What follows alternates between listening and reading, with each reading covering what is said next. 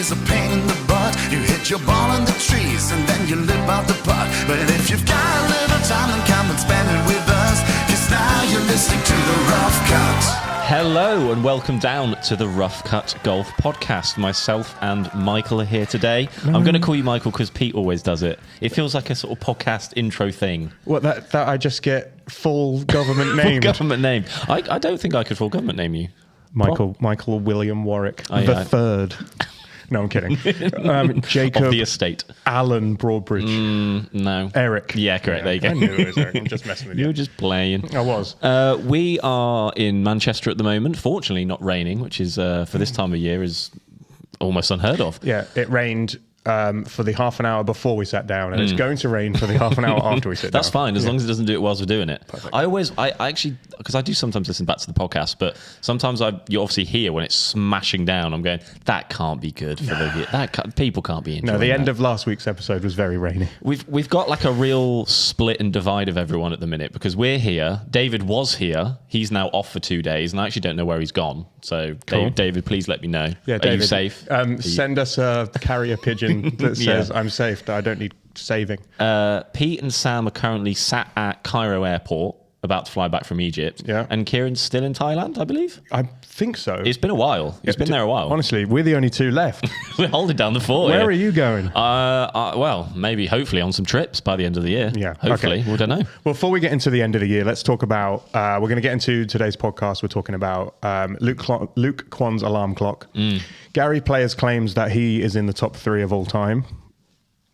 Not completely sure about that. And the absolutely mad stuff that happened during Peter's Egyptian Open week. Before we do that, we do need to tell you about our good friends at NordVPN, who are sponsoring this episode and have sponsored the podcast for a long time now. We must be at least 10, 15 We're weeks friends in. now. Yeah, NordVPN have really looked after us, and we want them to provide something to you. So what we've got them to do is we've got them to sort out a deal where if you purchase a 2-year plan, you get 4 extra months completely for free, which is so sick because, let me tell you, I have used it almost every day this week. Oh, wow. Okay. In order to watch Pete at the Egyptian Open. I needed a local IP so that I could find some sort of kind of like local Egyptian Open coverage, which I managed to find. And then what was the other thing? Oh, then I looked at some flights for Portugal, and I wanted to tell the computer of my phone actually that I was using my phone in Portugal, so it would offer me local prices. Therefore, cheaper. So much cheaper. Yeah. Oh my God. That's my favorite thing about NordVPN. Oh. It saves you money. It saves and it's you so money. cheap. Oh, yeah. It's literally a cup of coffee a month. That's all it is every month. I like to say we use it all the time. I use it a lot for watching sport when we're abroad. It's so good. And thank you for NordVPN again for sponsoring this and for helping you guys out. So get down in the description. It's nordvpn.com/roughcut. Oh, you're so good. Thank you. So excellently well organized and on time. Yeah, unlike... Very good. Thank you. I'll just teed it up for me and I'll just whack it away. Whack. Unlike Luke Kwon. It's kind of the like... it's so ridiculous because it's been the talk of the internet, it feels. I mean, obviously we are very much glued in and clued in with what's going in the world of golf, but like... We are the internet. That is true. We are part of it. But the fact that like I had people... I went to the pub on Saturday night and I had a couple of friends who do... watch golf, they kind of, but they're not in it. And the first thing they said to me is, what's all this Luke Kwon situation, what dramas? And I had to kind of explain to them about it, which, again... Okay, so lay it out. What actually happens for the people who haven't watched the Internet Invitational episode 1 and episode 2 If you haven't seen it, or if you haven't just seen the clips that are just everywhere on TikTok and whatnot, the first day of play at the Invitational, they drafted 2 teams, and they were playing as a 2-ball against another 2-ball in a scramble. Luke Kwon and a guy called PFT, who I think works for Barstool, were paired together.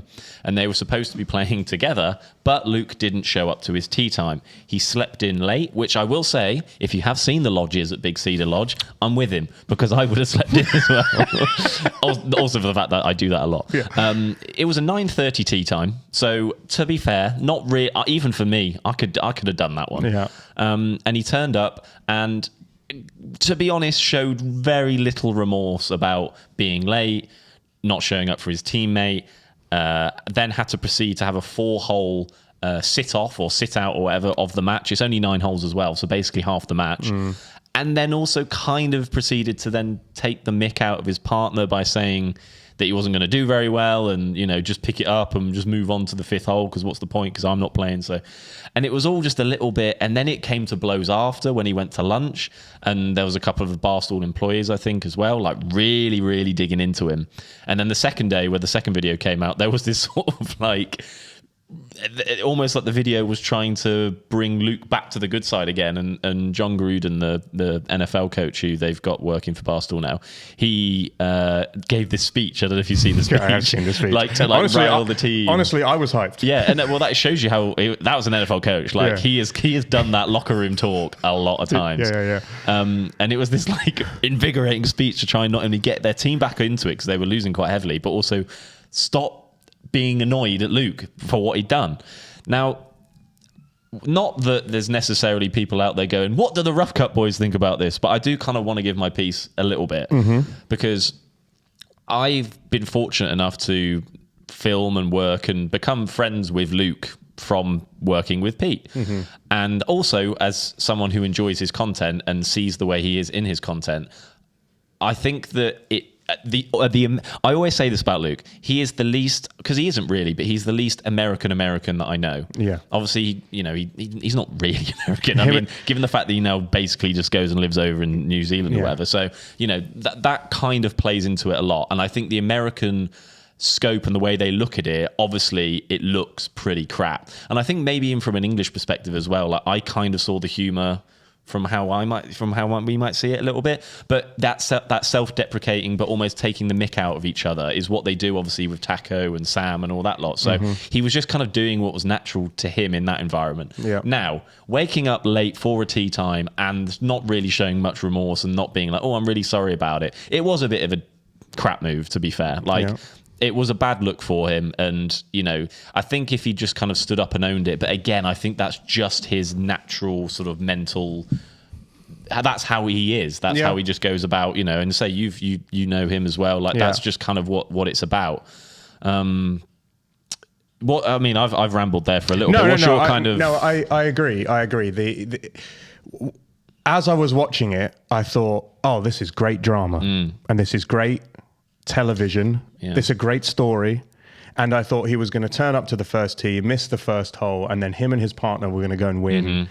They were playing versus Bobby and it's the Frankie. Correct. So you know, it would end up being a tight match. Bobby and Frankie both, you know, have played some pretty good golf. I think they ended up playing really well in the second half of the day.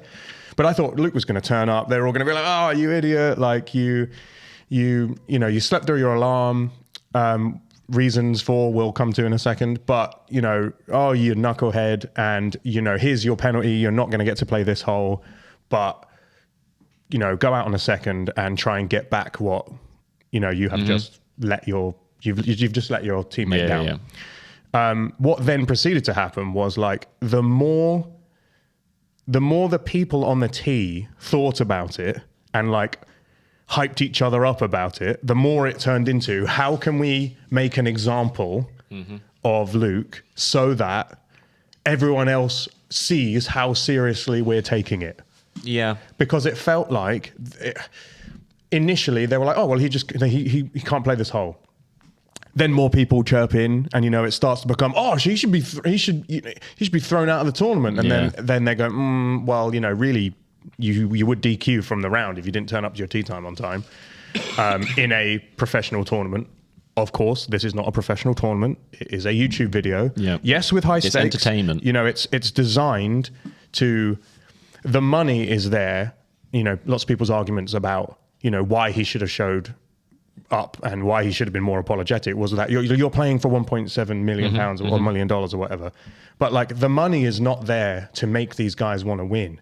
The money is there to make viewers want to watch. You know, there's no prestige. It's the first time it's ever happened. So you can understand a little bit of Luke Luke's approach coming out being like, yeah, but it's just a YouTube video.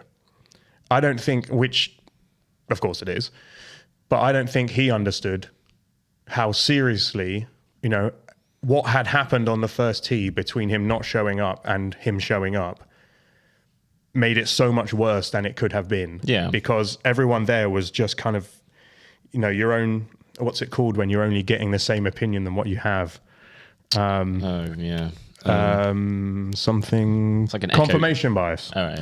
It's like an echo chamber. Yeah, exactly. That's exactly what it is. It was an echo chamber of people being like, yeah, we should punish him. And be like, yeah, we should punish him. Like, yeah, we should flame him, punish him. Yeah. And then eventually it's like handing out this punishment, which I don't think was justified. I don't think the hate is justified. Yes, he could have come out onto the first tee and be like, listen, I'm so sorry. I overslept. Here's all the reasons.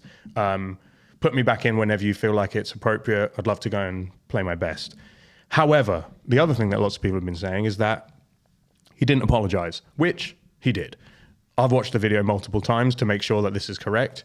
He apologizes before they even come off that first tee. He's like, oh, I'm sorry. I'm, obviously not as genuine as you would like it to be. But yeah, I think that's probably where people find they don't take it as a sincere apology. Yeah, and then he apologized to Dave. He apologizes to Bob from Bob Does Sports. Like, he does have those conversations, maybe not in a way that other people would like him to have done, but he did apologize. And then he comes back into lunch, and Ryan Whitney, who I had never heard of because apparently is he a hockey player? No idea. I don't know. He sees it as a chance to, maybe he's been told to chirp him by someone behind the camera. This is the other thing that we don't know, is that like it's all being set up to make good drama and good television. And has someone said to him, it will make a really good reel if you riled him up to the point where he told you to F off. And then we can put it on the internet and, we'll make we'll get loads of clicks. So we don't know what's been happening behind the scenes. The rumor on the ground as well is that there was a lot of occasions where Dave Portnoy was kind of just throwing money and just going like, I'll give you this X amount to do this. Mm-hmm. Not necessarily in the sense of like, I'm not saying that he was making people do things. I mean like putting matches on the line for, you could flip, stick or twist where you could take money or give your point away and like things like that to try and amp up the video. Yeah. Could he have slipped Luke a little, just to, because the thing is Barstool, and like I don't engage really with their content, but you can't not engage with it if you're a fan of American sport in particular, if you're a fan of sport in general. Like they do tend to come up a lot. And obviously, having the foreplay guys as well, like they are a representation of that company. It's hard to not see it, but that company is just about entertainment, but entertainment drama and conspiracy and anger and confliction and there's how many times their stuff goes bigger when there's conflict compared to if everything goes nice and smooth and whatnot. I think, like I say, in any given situation, like if you just break it down in full on layman's terms of like what should have happened, Luke did something wrong. He should have turned up, apologized, got on with it, and I think everyone would have been like, yeah, that was probably the like decent humanly way to do it. He just did it in the way that is in the Luke Kwon way. Yeah. And the Luke Kwon way is not the way that people don't like it. Yeah. And I understand it. It doesn't come across in the right manner. But I also do want to say he is one of the loveliest people that we've met. Yeah. He is been always had time, like, there's been times when I go on shoots and I film with certain creators and certain people, and it is them and Pete having a conversation and myself and you or Kieran or whatever, and we're just there as part of the furniture. We don't exist. Which we are, we're doing our job, but it's nice to feel, and Luke, from the minute that I've known him and met him, he's always been very, and I have, weekly maybe conversations with him every now and then. So he is, I texted him after I saw the video and I was like, dude, we're recording on my phone, so I can't go and see it. But I basically said to him, it must feel really crap to have messed up on an arena where everyone is going to see it. And he was like, yeah, man, it does feel real bad, and I'm apologized. And I was like, but then you got to think, it was in the interest of the video for them to make it worse than it was. Mm-hmm. So here's my other thing. He was staying in a lodge with Mason Nutt. Yeah. And they were on the same team. Yeah. So why did he not? Why did he not hey, Yeah. dude, I know you've just come back from Norway, Yeah. where you've played golf for 48 hours without sleeping, Yeah. and then got a red-eye flight here, and then arrived and went to the dinner, and then woke up the next day and tried to get to a 9:30 tea time. I know you're on this like mad run of not sleeping, just making sure you're awake. Yeah. I'll look out for Shall you. we go to the range? Yeah.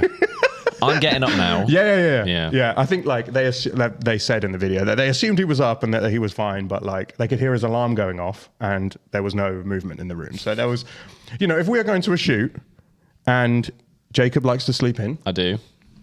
I'm one of the earliers on the team. If we're going to a shoot and it's like, well, hell, we got to be there in like 20 minutes. Like we're call times in like 20 minutes. And I'm like not. Jacob, get up. Yeah. Into your bang on your door, turn your light on, run a cold tap on your head, whatever it takes to get you I've out of done bed. that a few times. So yeah, that's, and then the Norway thing is massive as well. Do you remember how tired you were coming back from Norway? Oh yeah, I was. Yeah, I I was slept done for about a month. The sleep was minimal / broken. And it's a long time to get there. Yeah. It's a lot of travel. And even though it's not like, it's not like a 12-hour trip, so to speak, it's close, but it's not like, full on going to the west coast of America.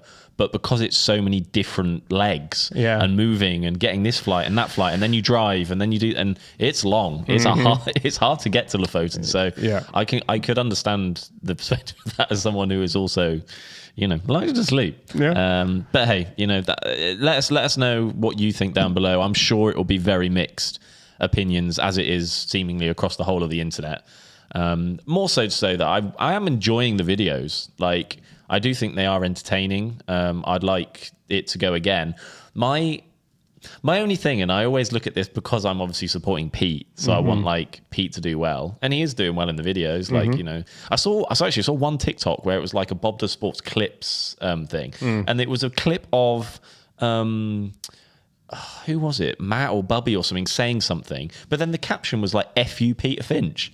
I was like, why is that one? Like, what did he do to maybe he warrant knocked that? them out. Well, maybe. Yeah, maybe. I mean, that's probably what it was. That's probably what it was, because he the other where I was very proud of him in that second half of in the second video, where there's like maybe 20 or 30 people on the green, and they're all talking about like what's about to happen and what they should say to Luke and how the competition's going, and Pete's there grinding on his putt. Oh yeah. Looking at his line to win. Like and then rolls it in and turns around like, yeah. This is what I do. Yeah. Though I did kind of cringe when he clawed it, and I was like, "What are you doing?" Oh God, yeah. I forgot he went through that. He was in. I forgot he went through that claw stage. In the claw era. Yeah, that was on that trip where was Sam out there? Yeah, that was the Creator Classic one. Yeah, he went and clawed it at the Creator Classic. Yeah, where as well. Sam texts us like, "You will not believe this," but he's just had a putting lesson with Phil Kenyon, and now he's changed his grip. Yeah, ridiculous. And then when he saw Phil on the green at Eastlake, he like shied away, so he didn't see him. Yeah. So yes, it was very interesting. The drama is just beginning. Yeah, we didn't sign an NDA for the Invitational. Oh, right, yeah. But what we can tell you is that it kicks off. It kicks off. So let's keep watching because they're good. The videos are good. Yeah, I'm a little bit more concerned about this kicking off. Than this now, the other thing is that they didn't mask their tracers, but we'll let them off. Look, because they made Lord of the Rings: Return of the King, and then they made Lord of the Rings: The Two Towers Extended. Yes, they were bloody long videos. They were. The thought of sitting down that first day of sat down to edit just makes me shudder. Anytime there's any video where I'm like, that's going to be long, that's going to be hard, and a lot of jump, like obviously, but to make sure that it's still chronologically going in the right, and you're jumping around and doing this, and you have to go there to make sure that thing's said so you can hear what's going. Honestly, yeah. So them not masking the tracers, I can give them that. We'll let them off. But Final Cut does have magnetic mask now, which is very quick to do. So mask your tracers. But they were probably using. Here's some advice Premier. for all golf creators of content on the internet. If you're going to create golf content, make sure you mask your tracers, right? When the ball flies away, the person walks in front of it, just put the person in front of the line so it looks like it should do in real life. The line has left like that, right? When the person walks in front, Here's the example. You're seeing the example. When the person walks in front, they should cover the line. Yeah. You know when they bend to pick up their tea? Yeah, the tracer should go behind them. The tracer should not It's be not just here. come out of their back, is it? No. Anyway. Yeah, that's an editing rant for you. You didn't think you were going to get any rants because Pete's not here? No. Now, do we classify Gary Player as... Did he have a little bit of a rant? I think he had a little bit of a brain fart. Okay. What did he say? Isn't he 90 years old? He doesn't look it, to be fair to him. That's the one thing you can give to him. What did he do? What did he say? Okay, so Gary Player said in a recent interview that he thinks he is in the top 3 players of all time. Okay. He said, back yourself. Back yourself. He said, and I quote, Jack is number 1, Tiger number 2, and I'm number 3. There's not even a question. Not even a question. Player gave Nicholas the edge over Woods mainly for having more major wins, 18 to 15, and for more major runner-ups, 19 to 7. Of course, that's a pretty common take, and just about anyone would have some order of Tiger or Jack in the top two slots. Yeah. But Gary Player put Gary Player 3rd. Okay. This is what he said. I think this is in Golf Digest.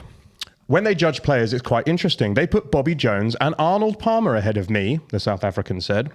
You can't tell me that an amateur golfer has a record that I have in golf. His record is not close to mine. You look at Arnold's record, it's not close to mine. I won more majors than Arnold. I won more tournaments than Arnold. I won more senior majors. My strokes average were better. He didn't have the record. Right. Okay. I mean, at least he puts forward a good case, I guess. He's backing himself with the stats. Yeah, he's got the evidence. Which, I love some stats, so I don't mind that. You do love some stats. I mean, let's look at it from perspective. We know that Jack and Tiger is 1 and 2, however order you want to do it. The conversation's always like, obviously Jack's got more, but the eras they played in, I would probably say that Tiger played the best golf ever, and I think Jack had the best career ever. I think it's a bit of a cop out, but if you were to ask me because of eras, obviously I would say Tiger won, but because I got to enjoy watching Tiger a little bit more than Jack, and it's hard to recency bias or whatever you might want to call it.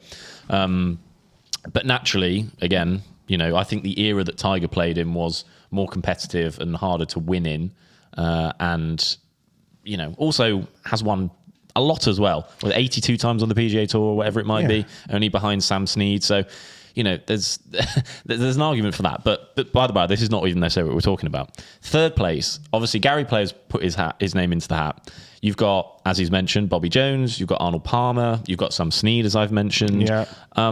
I had a little look for the general gist of what we've got going for. So, as you say, like most people, 1 and 2, Jack, however you want to go for it. Now, one of the ones that I saw a lot put in that 3rd spot was Ben Hogan. Which would make sense. Which, again, he won 9 majors. He won 64 tour events. He's still only one of, 5 men now that have won all 4 majors, which I think in itself, having the Grand Slam is it's not even like a tick, it's like a big underlying tick. Like that really elevates you up to the top. So what you're saying is Rory McIlroy over Gary Player. Yeah, yeah, exactly. He's the only player to ever win the Masters, the US Open, and the Open Championship in the same year. Wow. Because even Tiger didn't do that. Yeah, exactly. Because he had to wait a full... And that's why they have to use the word calendar. Yep. He also set the US Open scoring record in 1948, and it wouldn't be broken for 52 years. Yeah. Hogan also had the record for the most consecutive top 10 major finishes with 18. Wow. It's, that certainly does throw him up there for sure. Then you've got someone like a Bobby Jones, who obviously is mentioned by Gary Player. And we're big Bobby Jones fans. We are big Bobby Jones fans. The problem with Bobby Jones is that he stopped playing golf when he was 28. He was like, you know what? I've won everything. I'm now going to become a lawyer in Atlanta. Which is insane. And if you look at a sort of win percentage, I think he played 31 majors and won 13. So God. He... But again, we are nearly half. I have to kind of caveat all of this with the sense that I've literally just said that Tiger probably nicks Jack because of the era he's playing in. Yeah. And we're talking about people that were playing in 1930. Yeah, pre World War II era. Yeah. So, again, it's hard to you watch and you see the old clips of here's Bobby Jones teeing off with the first tee here, and it's kind of like all in grainy, Wow. a grainy, like, you know, black and white, and was you're really not quite good. sure of what's going on. really liked and the it. swing looks great, but then you're never really sure of like actually. But I'd love to have seen it in person. I'd like them I'd I'd like them to master Tracer on that. AI could surely do a job of that. Oh, like and take here is one. No, I'm kidding. Yeah, and here's one right now. You know, I think the Bobby Jones argument, like I say, is because he didn't play for long enough. Yeah. And I think if you add an extra era on top of his game, he, God knows how many majors he and would have won. The other thing is that like he represents a type of golfer who we can relate to, which is like he never turned pro, so he was amateur for all of these wins were as an amateur. The era that he played in, the US amateur and the British amateur were considered majors. So tricky to kind of quantify that with nowadays. So I think, you know, that I'd wonder if there does need to be an era's breakdown, because in the era that we've been alive, it's no doubt Tiger. But if you were alive, you know, in the 50s, like our parents. Who was watching? Watch Sam Snead. Tell us. Yeah, so how good he was. this is what we'd like you to do. In the comments, comment your age and the best golfer of all time, right? So we want to do a analysis of how old you are, i.e. what year you were born in, and then who you think the best of all time is. Are we going to get people who were born in, and this can be a thing, 2010, Insane. telling us that Scheffler's the best of all time? Probably. Based on your era, when you were born, tell us who you think the top three. Tell us who you think the top three in the world of all time golfers. Go in the comments. So there's a case for Ben. There's a case for Bobby Jones. Yeah. Then you've got Sam Snead. Who, as I say, mentioned before, you know, he's won 142 times, which is a lot. 82 of them came on the PGA Tour. Yeah. Though the meaningfulness of those wins obviously is the kind of side that maybe has him a bit higher up on the list. Yeah. He, as a career and in longevity, and we're now wanting to talk about playing in different eras, he won an event in 6 different decades. Wow. Which, you know, is pretty incredible, to be fair. Wild. You know, he's still the oldest player to ever win a tour event, and he even made the cut on a tour event at 67. Which is actually quite insane when you think about it. Who do we know who's sick? My dad's 70. It's like my Your dad's making a cut at a tour event. Yep. So there you go. My dad's pretty good. He's not that good. He's a 10 handicap. He's got 7 major titles to his name. So we're talking about he's won, and I'm saying all the meaningfulness. He still won 7 majors. Yeah, I mean, listen. 3 Masters, 3 PGAs, and 1 Open Championship. Though he never captured a US Open, which, again, how you want to balance it. Yeah. You know, maybe knocks him higher or lower on your list. He played in his first major in 1937 and his last major in 1983. How mad is that? Lord. He played in 44 consecutive majors. The longevity is insane. Yeah, that's ridiculous. And I think some people do put a lot of weighting into that. Yeah, that's like people will have that argument about Adam Scott. Yeah. Or, you know, people who have played every Masters or, you know, have played every, you know, for the last 50 years or whatever. You think of the argument, you know, just outside of golf, like Ronaldo or Messi or anything like that. Like, a lot of people put Ronaldo higher because he went around and did it in different places. Similar sense as Sam Snead went and won in 6 different eras and, you know, competed with all sorts of different... Just quickly, can I get your analysis of Ronaldo versus Messi for the camera? I'm going to make this into a short, so make it like a minute long. Okay. Ronaldo versus Messi. I would say Ronaldo is my GOAT. That's your tagline. Yeah, good. Ronaldo's my GOAT. The reason why is, as I've just mentioned, I love the fact that he has gone to multiple different leagues and excelled in all of those different leagues. I think that Messi as a footballer is incredible, and I think probably is the best technical footballer that has ever lived. If you want to argue with me with Maradona, don't know when you're at. I'm arguing with the oldies again, with the boomers. Come at me. Messi is probably the most technical footballer that I've ever seen, but I think Ronaldo, in terms of work ethic, in terms of ability, in terms of being able to score goals across the board, heading, left foot, right foot, volleys, free kicks, penalties, everything. And I just feel that if Messi moved away from Barcelona and played another top 5 league for a couple of seasons, that would have changed my opinion. But that is the reason why. And that's the only thing that I can sway them against. So that's why. Which one of them do you reckon has a lower handicap? I think Messi would. Do you reckon? I don't know why. I just don't see Ronaldo being particularly glamorous with a golf swing. I don't know. Messi feels like the guy who turns up late to the club, he gets to his tee time at the club champs, having been out the night before. Yeah. He gets there and he just shoots 3 under, and like casually, it's like, oh yeah, I've only got 2 balls, but we'll be all right. Yeah. Goes out there, just draws, fades, low, high. You know, he's got the finesse. He's technically brilliant. Little lefty. That Yeah. Just Oh God. Can you just see him? How annoying he would be. And you've grinded for weeks to get there, and he just turns up and batters everyone. Okay, back to golf. yeah, Thank golf, you. right? Yeah. Arnold Palmer.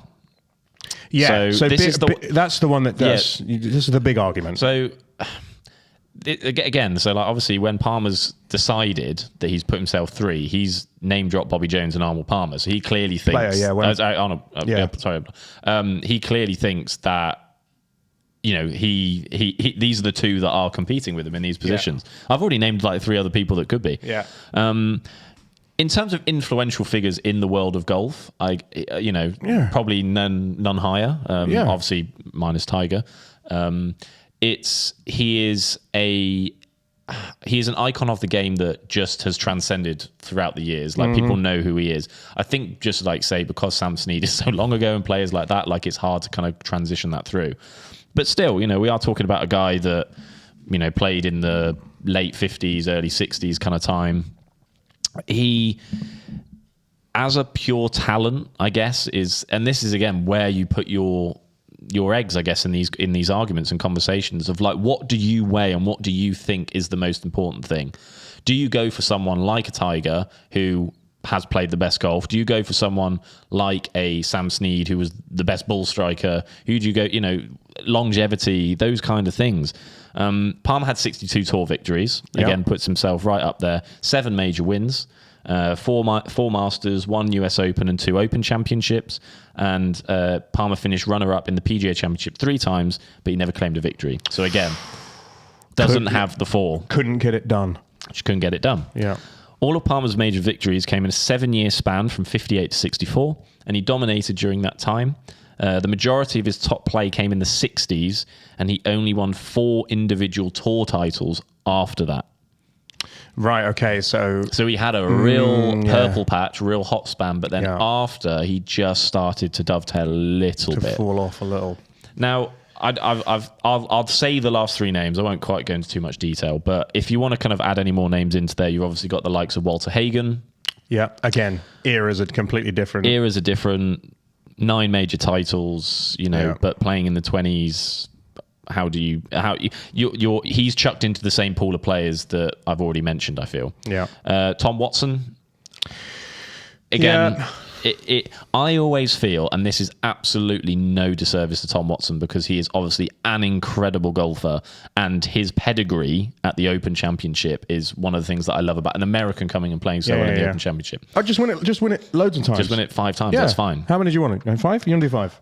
But I feel like, and it's felt more normal now, but I feel like the opening tee shots at Augusta every year, when he first stepped in and replaced Arnold Palmer, it didn't feel like, it felt like there was these 2 absolute upper echelon golfers, and then just the tier, I don't know, it just didn't, and again, maybe it's just because that 3 had been broken up and it felt a bit weird, but like, even in that perspective, the way I perceived that and viewed it, it was like he's not quite at their standard, which, again, I say, putting Tom Watson in there. And the final one that's got him down, which he's definitely not, is Phil Mickelson. Yeah.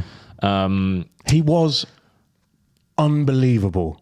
He was unbelievable. There was a period of time where he could just make a golf ball do whatever he wanted it to do. Yeah. But I don't know. I don't see him in the same conversations as people like... And I guess it comes down to eras again, because his period of dominance and of greatness was kind of tailing off as we were growing up. And Tiger was starting, they challenged each other for a long time. Yeah. And then Tiger kind of just went ballistic. Yeah. But I just don't see him in the same conversation as the rest of them. Yeah.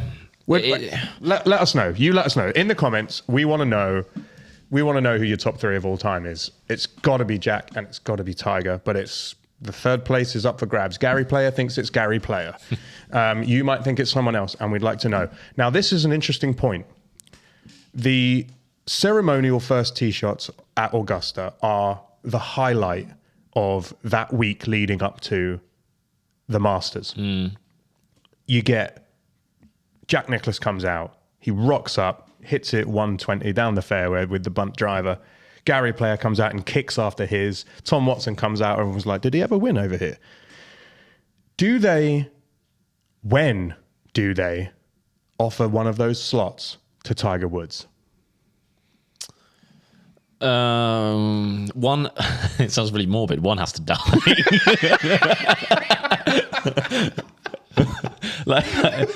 I don't think they can't have 4 starters. No, I think they'd break the mold to do that. Also, it just feels unfair to kick one off unless they obviously also they're physically unable to do it. Yeah, I mean, there's got to be a point where one of them goes, listen, I just don't think I can hit the ball. Which is, again, sneaks up on all of us. Yeah. Hey, I creak a little bit more these days. I'm hoping I've got at least 10 more years before. You'll have more than that. Yeah. It's one of those. It's not for a long time. More so from Tiger's perspective, is like he ain't taking that yet.